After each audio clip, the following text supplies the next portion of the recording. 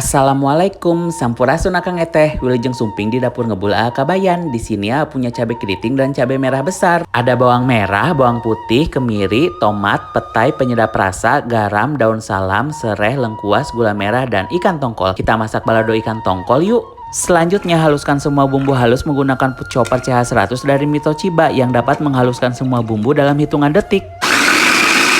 Kemudian panaskan minyak goreng secukupnya, tumis bumbu halus hingga harum menggunakan Cosmopan dan sutil silikon dari stand cookware. Kemudian tambahkan daun salam, sereh, lengkuas, petai, aduh nempel yeuh kudu digibrikeun heula. Nah akhirnya ngagebrus juga. Lanjut tambahkan gula merah, garam, penyedap rasa, gula gale sampai merata. Kemudian tambahkan ikan tongkol yang sudah digoreng, gula gale dan diamkan sebentar supaya bumbu meresap. Ini dia balado ikan tongkol siap dinikmati. Sampai di sini sudah kebayang belum makan dengan nasi anget, lalapan daun pepaya sambil duduk di saung tengah sawah, dijamin ngabisin nasi sebakul. Selamat mencoba.